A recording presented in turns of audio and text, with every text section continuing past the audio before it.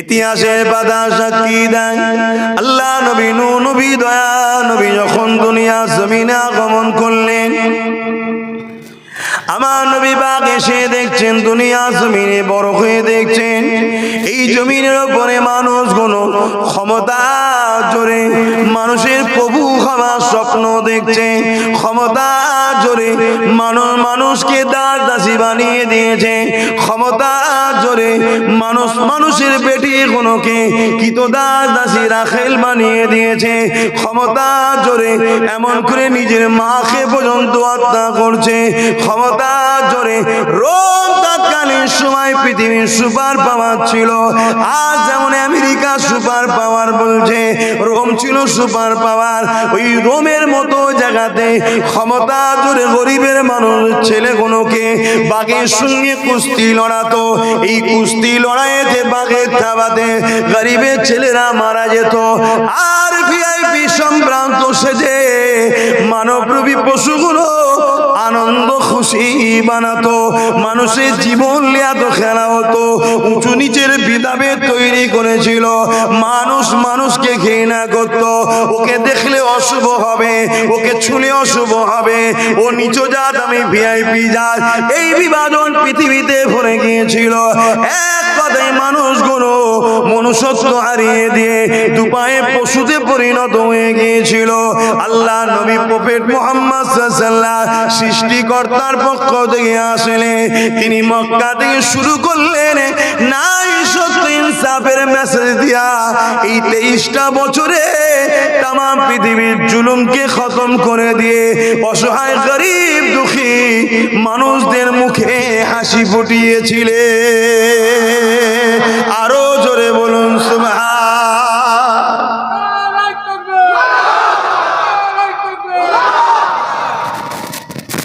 এই পৃথিবীতে কিছু মানুষ আছে বাপ ভাইরা, যারা ক্ষমতার জোরে এত অন্ধ হয়ে যায় তারা নিজেকে খোদা ভাবতে শুরু করে। শুনছেন তো? জুলুমটাকে, অন্যায়টাকে যা খুশি তাই করব, এই ধরনের মেন্টালিটি তাদের মধ্যে চলে আসে ক্ষমতার জোরে। আর মনে রাখবেন প্রত্যেকটা নবী এসেছিলেন দুটো কাজ করতে, খুব ভালো করে শুনবেন আমার কথা, আজকে মন দিয়ে শোনেন। যদি বিশ্বাসী হন, আমাকে সন্তান হিসেবে ভাই হিসেবে মানেন, আগামী দিন মুনাফিক উলামাদেরকে চিনতে হবে। কেন 72টা দল জাহান্নামে যাবে, 72 দলের মাথাতেই মুনাফিক উলামা থাকবে। একটি দল জান্নাতে যাবে, যে দলের মাথাতেও উলামা থাকবে, তারা রাসূলের দিকে আপনাদেরকে জুড়তে চাইবে। জোরে বলুন সুবহানাল্লাহ। তাই খুব ঠান্ডা মাথায় কথাগুলো বোঝেন। এই সমাজে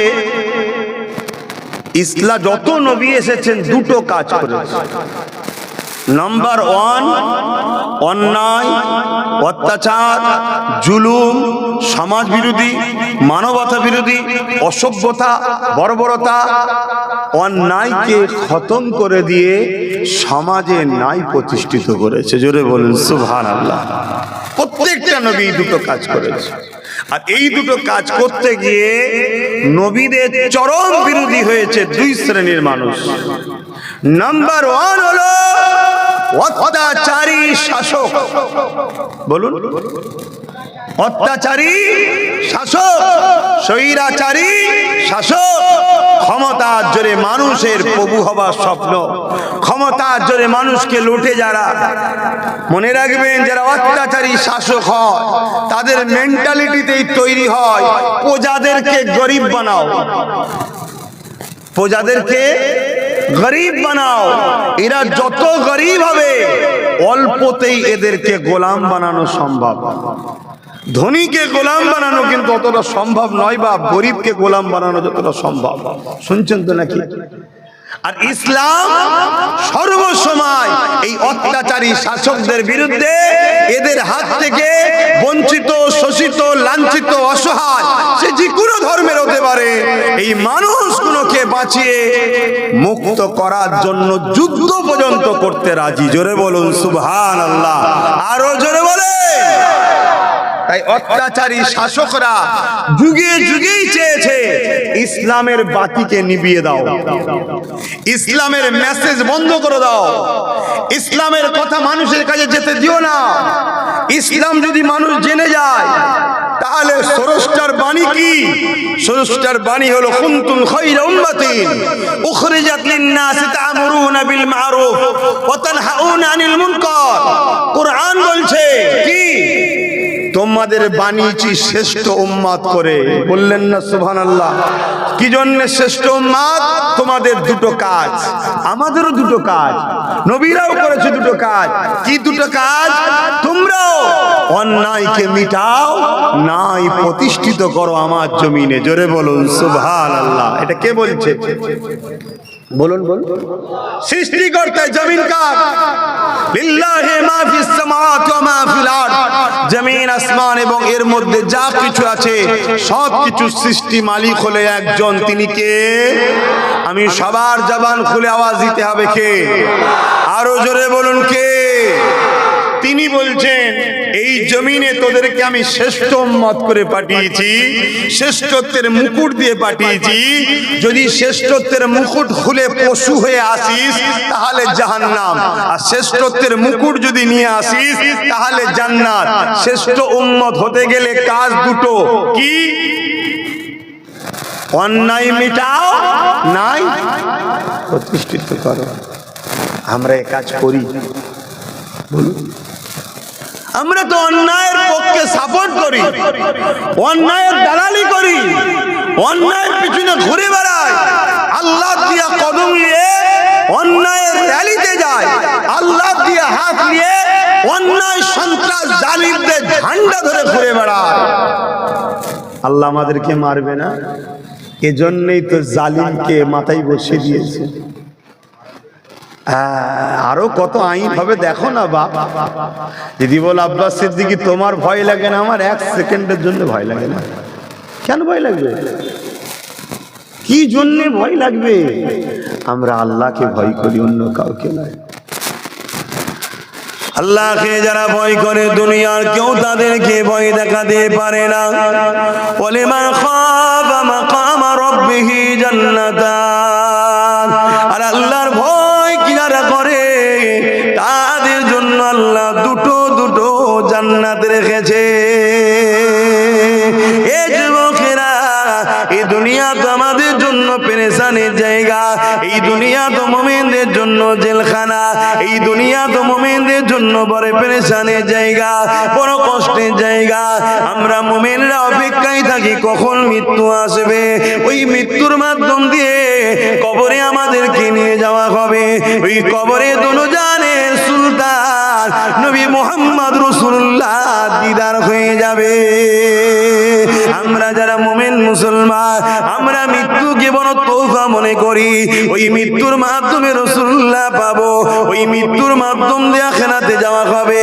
ওই আখিরাতে আল্লাহর শাজিমে ছায়া পাবে এবং ওই আখিরাতে আল্লাহ পাকের চির শান্তির মেহমানখানা জান্নাত পেয়ে যাবে।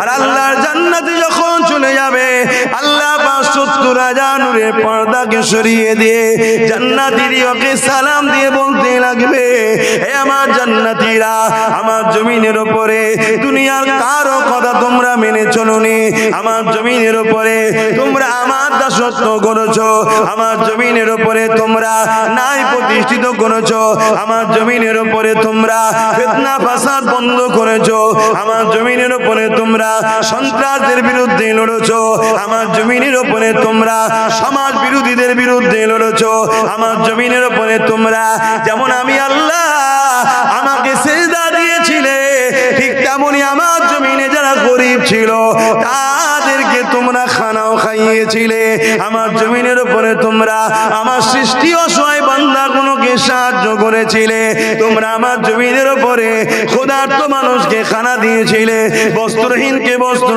দিয়েছিলে, এতিমের মাথায় হাত বুলিয়েছিলে, এতিমকে সাহারা দিয়েছিলে, এতিমের পাশে দাঁড়িয়েছিলে। এক কথায় আমার জমিনের উপরে তোমরা আমি আল্লাহ আমার পরীক্ষাতে তোমরা উত্তীর্ণ কামিয়াব কামিয়াবি হয়েছ। তোমাদের সামনে অনেক জালিম শাসক দাঁড়িয়েছিল, তোমাদের সামনে অনেক অত্যাচারী গুন্ডা দাঁড়িয়েছিল, তোমাদেরকে অনেক হুমকি চুমকি দিয়েছিল, তোমাদেরকে অনেক জেলের ভয় দেখিয়েছিল, তোমাদেরকে অনেক কেসের ভয় দেখিয়েছিল, তোমাদেরকে মেরে দিবার ভয় দেখিয়েছিল। কিন্তু কোনো দিকে কর্ণপাত না করে, সব কিছুকে পাত্তা না দিয়ে আমি আল্লাহ আমার খুশির জন্য তোমরা গিয়েছিলে। আসো আসো, আজকে দিন আমি জান্নাত দিয়েছি। এবারে আমি তোমাদের রব, তোমাদের সৃষ্টিকর্তা, যাকে না দেখে তোমরা মেনেছিলে, সেই আল্লাহকে দেখে না। আরো জোরে বলুন সুবহান। আর এর উল্টোটাই দেখুন। জাহান্নাম আর জান্নাত একদিন কথা বলছে। জাহান্নাম জান্নাতকে বলছে যে জান্নাত, তোর থেকে আমি জাহান্নাম বড় ভিআইপি। বলছে কেন? বলছে আমার মধ্যে পৃথিবীর শ্রেষ্ঠ শ্রেষ্ঠ রাজারা থাকবে, যেমন নমরুদ, ফেরাউন, আবু জেহেল, উদবা, সাইবা, আবু লাহাব, উমাইয়া, এজিদ, চিঙ্গিস খান, হিটলার। আজকে আমাদের গুণ যদি পরিবর্তন না হয়, এগুলো জাহান্নামে ঢুকবে। শুনছেন তো নাকি? জাহান্নাম গর্ব করে বলছে আমার ভেতরে পৃথিবীর বড় বড় রাজাগুলো থাকবে। জান্নাত তখন বলছে শোন, আমার ভেতরে দোনো জাহানের সুলতান মোহাম্মদ রসুল থাকবে। জোরে বলুন সুবহানাল্লাহ। তোমরা কোন দিকে থাকতে চাও? নমরুদের সাথে, ফেরাউনের সাথে, সাদ্দাতের সাথে, আবু জেহেলের সাথে, না দোনো জাহানের সুলতানের সাথে? দোনো জাহানের সুলতানের সঙ্গে থাকা স্বপ্ন দেখছো জান্নাতে, আর দুনিয়ায় কাদের সাথে থাকবে? তাহলে এটা কেমন বিচারিতা হচ্ছে না? এটা কেমন মুনাফিকি হচ্ছে না? তাহলে পরিবর্তন হবার জন্যই তো জলসা নাকি? তাহলে বুঝতে হবে তো নাকি মুসলিম দাবি করলেই জান্নাত নয়।